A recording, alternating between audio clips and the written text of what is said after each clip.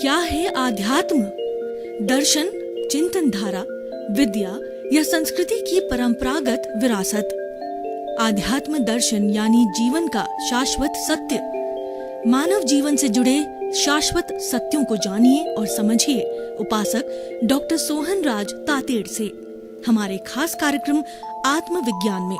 आत्मविज्ञान यानी सही दृष्टि, सही सोच। भाई और बहनों, मातृशक्ति को नमन।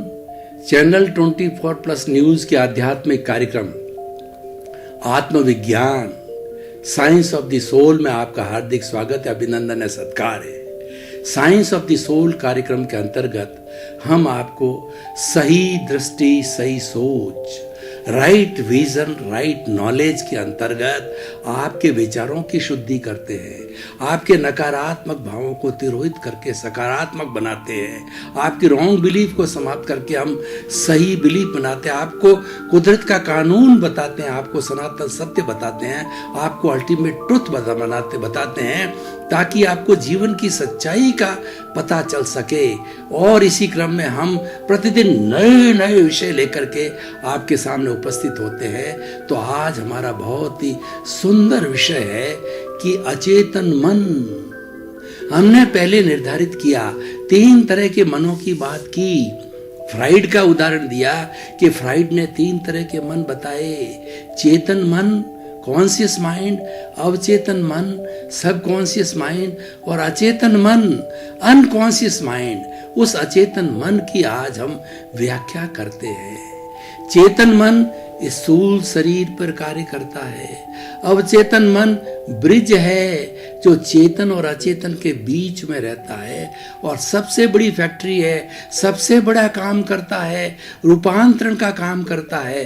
ब्रिज कितना इंपॉर्टेंट होता है 2 तटों को, नदी को पार करने में, समुद्र को पार करने में, वही कार्य हमारा अवचेतन मन करता है। अब हम अचेतन मन की तरफ आते हैं, अनकॉन्शियस माइंड।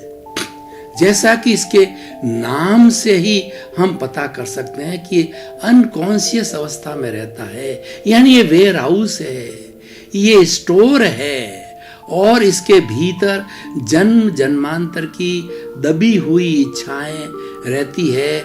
और जैन धर्म की भाषा में बात करें तो इसको कार्मण शरीर कहते हैं। सांख्य दर्शन की भाषा में बात करें तो इसको लिंग शरीर कहा जाता है। और मेडिकल साइंस की भाषा में बात करें तो इसको जो है वो कॉजल बॉडी कहा जाता है। ये कॉजेस से खड़ा होता है और जो कारण के बिना कार्य नहीं होता है। हम किसी न किसी भाव के अंदर कुछ कॉज डालते हैं। कॉज कैसे डाले जाते हैं कि हम भाव बिगाड़ते हैं, हम अपनी प्रतिक्रिया देते हैं, हम अपनी ओपिनियन देते हैं, हम अपना अभिप्राय देते हैं, हम किसी के प्रति राग द्वेष करते हैं, तो ये अचेतन मन खड़ा हो जाता है। जन्म जन्मांतर का सारा चिट्ठा पूरा एक साथ रहता है और ये हर क्षण अपडेट होता रहता है। जैसे कि आज हम कंप्यूटर की भाषा में कहते हैं कि update your software, update your word file, update your program. हर चीज का अपडेट का जमाना है।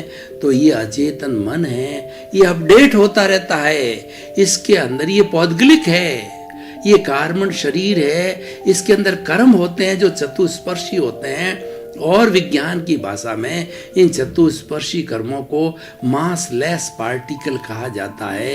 ये सब एक जगह इकट्ठे होते हैं और ये द्रव्य कर्म के रूप में बात करें तो ज्ञानावर्णीय, दर्शनावर्णीय, वेदनीय, मोहनीय, आयुष्य, नाम और गोत्र और अंतराय, इन कर्मों का जो है, इस पुलिंदा का जो है हम अचेतन मन कहते हैं, अनकॉन्शियस माइंड कहते हैं। और इसकी उत्तर प्रकृतियों को देखें तो जो है 148 तरह की इसमें घाती कर्म होते हैं, अघाती कर्म होते हैं, घाती कर्म होते हैं। वो परमानेंट होते हैं, हर आत्मा हर क्षण आत्मा की घात करते हैं और आत्मा के साथ जुड़े होते हैं। अघाती कर्म होते हैं, अलग अलग शरीर जब धारण करता है, 84 लाख जीवा योनि में जो जीव घूमता है, अपने जो है वो अपने पाप और पुण्य के अनुरूप, अपने राग द्वेष के अनुरूप घूमता है अंतराल गति से, तब जो है उसके ऊपर शरीर के स्तर पर काम करने वाले अघाती कर्म कहलाते हैं। वो होते हैं वेदनीय, आयुष्य, नाम और गोत्र। तो इन सब का जो पूरा पैकेज है, इन सब का पूरा वेयर हाउस है, वो हमारा अचेतन मन है।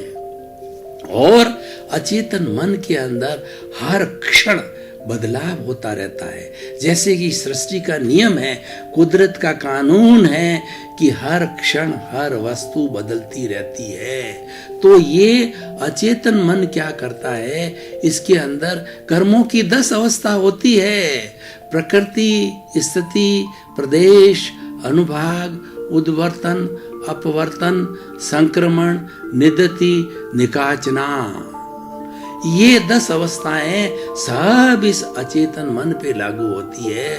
और ये भी एक वेयर हाउस की फैक्ट्री है। जो हमने अवचेतन मन की बात की, वो तो ट्रांसफॉर्मेशन की फैक्ट्री है। और ये दूसरी तरह की फैक्ट्री है, दूसरे तरह का फैक्ट्री नहीं, ये गोदाम है। यहाँ तो इकट्ठा होता रहता है। और जब उदय आता है, प्रारब्ध का समय होता है, तो कर्म यहाँ से छूट करके, और ये दोनों आत्मा और कर्म शरीर जो है इस तरीके से जुड़े हुए हैं कि तेल और पानी की तरह मिक्स नहीं होते, दोनों को अलग किया जाता है। ऐसा नहीं है कि घुल मिल गए और ये एक दूसरे से अलग नहीं होते हैं। एक दूसरे से ये तेल और घी या पानी की तरह, जैसे कि तेल या घी है, पानी के ऊपर जो है तैरता रहता है, लेकिन वो कभी मिक्स नहीं होता है। कितना ही मत हो, उसको टंकोत किरण कहा जाता है कि टंकोत किरण की अवस्था आत्मा की वह होती है कि कार्बन शरीर के साथ तो रहती, यौगिक रूप में कंपाउंड बन जाता दोनों का। जैसा ये हमारा शरीर है, ये जड़ और चेतन का जो है सामंजस्य है, उसका जो है यौगिक है, लेकिन दोनों अलग अलग है। ऐसा नहीं है कि एक ने अस्तित्व अपना दूसरे में विलीन कर दिया, हो भी नहीं सकता। किसी भी युग के अंदर, किसी भी भव में, भूत में, भविष्य में, वर्तमान में, किसी भी काल के अंदर ये एक नहीं हो सकते, एक दूसरे में विलीन नहीं हो सकते और एक दूसरे के अंदर ब्लेंड नहीं हो सकते हैं। ये जो है अपना अपना अस्तित्व बनाए रखते हैं। जड़ जो है हमारा, ये चेतन मन जड़ है। उस अचेतन मन से ये शरीर मिला है। सारा कुछ होता है वो अचेतन मन से होता है, कर्मों के माध्यम से होता है, और सारा संचालन कर्मों से होता है।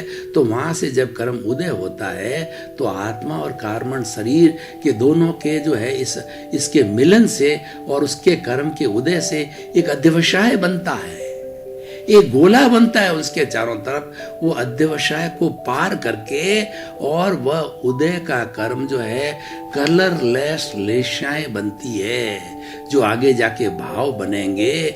और वो शुभ है या अशुभ है, क्योंकि पुण्य पाप दोनों का उदय होता है। घाती कर्म है वो एकांतिक पाप है, और जो हमारे अघाती कर्म है जो शरीर से जुड़े हुए हैं, पुण्य पाप शुभ अशुभ दोनों हैं। तो ये अचेतन मन से अध्यवसाय के माध्यम से ये वाइब्रेशंस कलरलेस होती है। और जो ही हमारे ब्रिज अचेतन मन को टच होती है, तो वो कलरफुल हो जाती है, वो कलर्ड लेशाएं हो जाती है। वो कहलाती है कृष्ण नील कापोद तेजो पद्म शुक्ल लेशिया। ये अलग विषय है, हम इसका बाद में चिंतन करेंगे। हम अचेतन मन की बात करते हैं, तो अचेतन मन के अंदर निर्जरा होती है, अचेतन मन में उदय होता है।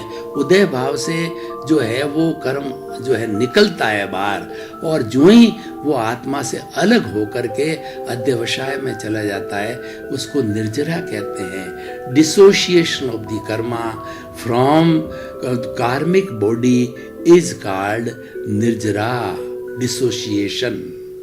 और ये जो सारे जो कर्म बनते हैं, ये राग द्वेष से बनते हैं। ये स्वयं राग द्वेष है, और ये अपने भीतर राग द्वेष को तानता है। ये हमारी आत्मा तो एक साक्षी भाव है, ज्ञाता दृष्टा भाव है। ये अक्रिया है, ये अमूर्त है, ये अजर है, ये अमर है। उसकी प्रेजेंस से काम होता है, लेकिन करने वाला सब कार्बन शरीर है। ये मौजूद होता है, तो ये अपने बाहर जो मन वचन काया रूपी 3 योग होते हैं, योग प्रवृत्ति करते हैं। और ये मन वचन काया हर वक्त प्रवृत्ति करते रहते हैं, और जब प्रवृत्ति करते हैं तो ये बाहर से परमाणुओं को टानते हैं और तान करके और ये अपने इसके भीतर ले आते हैं। राग द्वेष के साथ में राग द्वेष जुड़ जाता है। जैसा जैसा कर्म बंधन होता है उनकी 148 तरह की जो उत्तर प्रकृतियां हैं उसमें जाके मिल जाता है। ये मान के चलिए कि कोई भी एक गोदाम है या कोई भी बॉक्स मान लीजिए, उस बॉक्स में 148 खाने बने हुए हैं। जब कर्मों का बंधन होता है तो वो कर्म जो है 148 प्रकृतियों में डिवाइड होकर के जो जो अपना खाना है उसके अंदर चले जाते हैं, वो संचित हो जाते हैं, वो बंद हो जाता है। और उसका प्रकृति स्थिति प्रदेश अनुभाग के हिसाब से जब उसका उदय काल आता है, उस खाने में से निकल करके और इस अचेतन मन को छोड़ करके अध्यवसाय में जाते हैं। जो ही अचेतन मन से जो है कर्म छूटा तो ही वह निर्जरा कहलाती है। इसीलिए भगवान महावीर ने संवर और निर्जरा 2 धर्म बताए हैं कि बाकी तो सब उसका विस्तार है। संवर का अर्थ होता है कि जो कर्मों का आने का द्वार है उसको बंद कर दीजिए। हमारे किसी टंकी के अंदर, किसी तालाब के अंदर पानी आता है, उस पानी के आने का जो रास्ता होता है, जो नाला होता है, वो आश्रव कहलाता है। और दार्शनिक भाषा में आश्रव में से पुण्य और पाप के परमाणु आते हैं। जब उदय में आते हैं, जो पुण्य और पाप का वो असर दिखाते हैं, उसकी इंटेंसिटी दिखाते हैं, अनुभाग दिखाते हैं। लेकिन आने के द्वार को जो हम आश्रव कहते हैं, और आश्रव 5 तरीके से भीतर आता है, अविरति, प्रमाद, कषाय और योग। इसी तरह से मिथ्यात्व, अविरति, प्रमाद, कषाय और योग के माध्यम से ये जो भीतर आते हैं, अभी जो ही हम इसको बंद कर देते हैं, हमने घर का दरवाजा बंद कर दिया तो व्यक्ति का बाहर से आना बंद हो जाता है। हमने कर्मों के द्वार को बंद कर दिया, मैं पानी आने के द्वार को बंद कर दिया, हमने पुण्य पाप के आने को द्वार को बंद कर दिया, तो भीतर जो पड़ा है फिर उसका शुद्धिकरण चालू होता है, उसकी निर्जरा होती है। और ये निर्जरा होते होते जब शुद्ध हो जाता है तब ये आत्मा अलग और ये अचेतन मन, अनकॉन्शियस माइंड अलग। अनकॉन्शियस माइंड जो है ये अलग होकर के और ये ब्रह्मांड के अंदर, ये सृष्टि में चला जाता है और पुद्गल के अंदर विलीन हो जाता है। तो इसीलिए ये अचेतन मन है को समझना बहुत इम्पोर्टेंट है, क्योंकि ये उद्गम स्थल है, ये गंगोत्री है। सब कुछ यहाँ आता है और सब कुछ यहाँ से जाता है। ये हमारी अल्टीमेट मंजिल है। इसके बाद में आत्मा के साथ में कोई अगली मंजिल नहीं है। इसको समझना बहुत ज़रूरी है, क्योंकि अगर हम कोई फैक्ट्री चला रहा है तो फैक्ट्री के अंदर अगर वेयर हाउस को नहीं जानेगा, मान लो कपड़े की फैक्ट्री है, उसमें वेयर हाउस होता है, कपड़े का वेयर हाउस, कलर का वेयर हाउस और भी अन्य अन्य सामान जो चाहिए उन सब का वेयर हाउस है। तो ये उन सब का वेयर हाउस है। उत्तर प्रकृति रूप में इसके अलग अलग खाने बने हुए हैं, अलग अलग डिवीज़न है, अलग अलग। अगर हम जो है वो अपने फोल्डर की बात करें, एक फोल्डर के अंदर अलग अलग ये फाइल्स है, तो उसको बड़ा हमें कंप्यूटर सिस्टम से बहुत अच्छा समझ सकते हैं कि मान लीजिए कंप्यूटर ने आपने फोल्डर बनाया, उस फोल्डर के अंदर 8 तरह के कर्मों का अलग अलग फोल्डर के अंदर फोल्डर बनाई। मूल फोल्डर तो हो गया हमारा अचेतन मन, कार्मण शरीर हमारा जो है, ये हमारा जो मतलब कैजुअल हमारी जो है कॉजल बॉडी, ये हमारा लिंग शरीर हो गया। फिर उसके उस फोल्डर के भीतर दूसरे फोल्डर 8 फोल्डर बनाइए। ज्ञानावर्णीय कर्म, दर्शनावर्णीय कर्म, वेदनीय कर्म, मोहनीय कर्म, आयुष्य कर्म, नाम कर्म और गोत्र कर्म। मैं सब अचेतन मन का डिवीजन बता रहा हूँ, मैं कोई इधर उधर की बात नहीं कर रहा हूँ कि अचेतन मन के अंदर है क्या। अब हमने ये अलग अलग जो है ये अलग अलग फोल्डर बनाए और सबके अलग अलग कलर दीजिए। अचेतन मन का फोल्डर अलग, उसके बाद भीतर गए तो ये 8 तरह के जो है हमारे कर्मों का फोल्डर। इनको खोलिए, इनको खोल करके इसकी फाइलें बनाइए। जैसे कि फाइलें बनी हुई है, हमारा ज्ञानावर्णीय कर्म है, उसकी उत्तर प्रकृतियां 5 है। दर्शनावर्णीय कर्म है, उसकी उत्तर प्रकृतियां 9 हैं। और वेदनीय कर्म की उत्तर प्रकृतियां 2 है।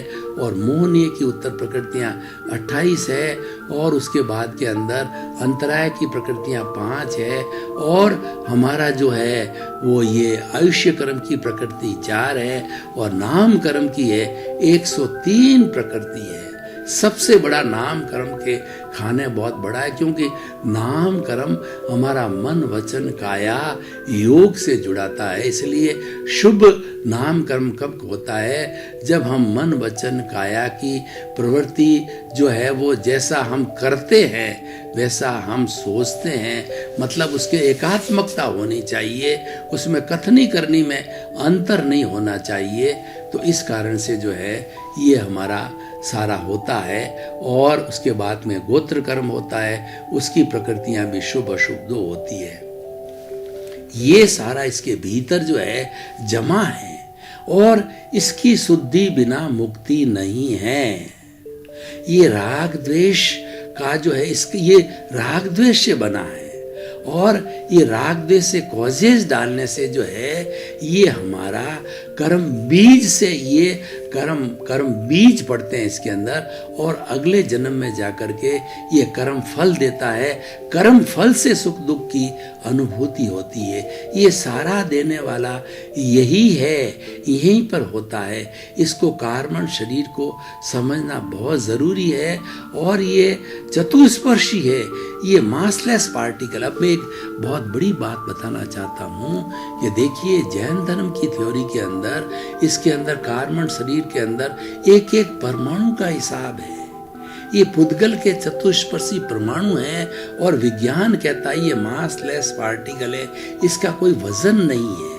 इसीलिए आत्मा के साथ इसका कोई भार नहीं होता है। अगर इसका वजन होता तो ये टनों टनों, अगर हम अस्पर्शी रूप के अंदर इसको मानते या हो जाता तो टनों टनों बंद हमारा, क्योंकि जन्म जन्मांतर का है ये कार्बन शरीर, टनों बंद होता। लेकिन क्योंकि मासलेस पार्टिकल है, चतुस्पर्शी है, इसीलिए इसका कोई वजन नहीं है। और ये एकदम अमूर्त की तरह पौद्गलिक है। अमूर्त इसलिए कहते हैं कि ये दिखाई नहीं देता किसी इंस्ट्रूमेंट से। विज्ञान ने अभी तक कोई ऐसा इंस्ट्रूमेंट जो है वो इन्वेंट नहीं किया है कि चतुस्पर्शी पुतलों को पकड़ ले।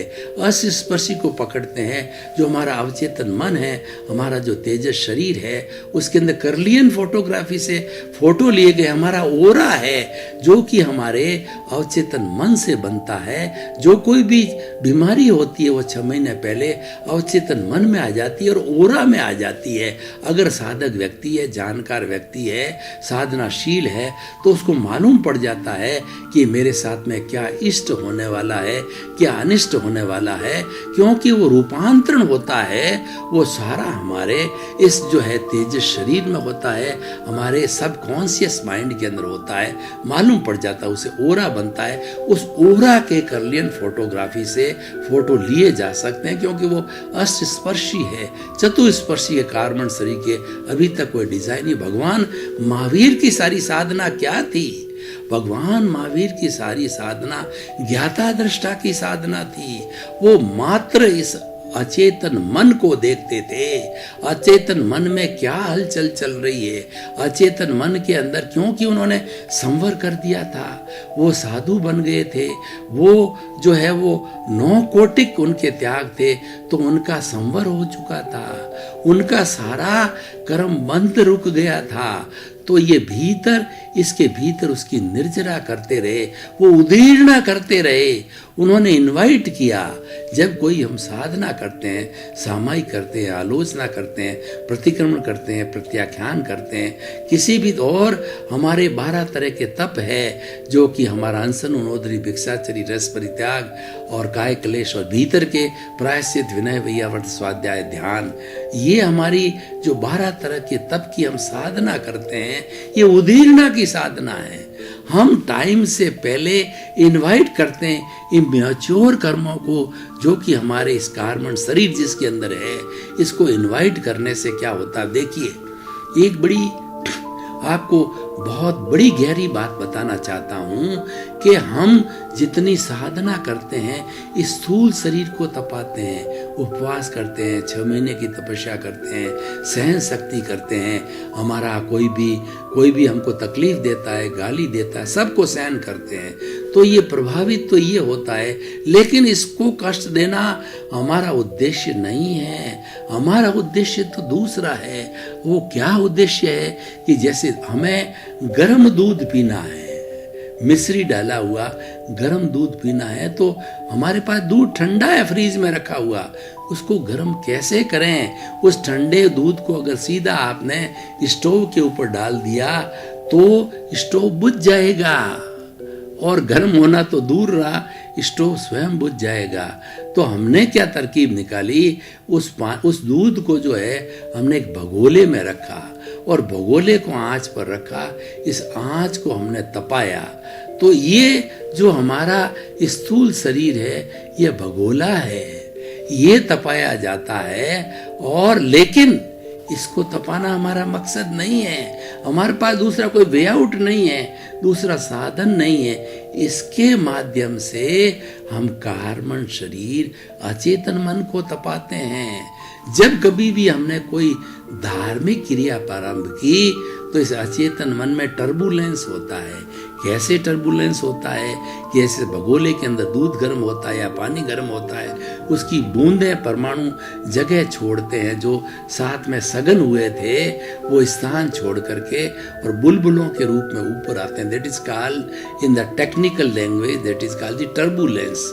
और ये होते होते सारा गर्म हो जाता है, तो सारे ठंडे परमाणु हैं वो गर्म परमाणु में बदल दे जाते हैं और वो पूरा गर्म हो जाता है। 80 डिग्री सेंटीग्रेड, 90, 100 डिग्री सेंटीग्रेड तक भी वो पानी जा सकता है।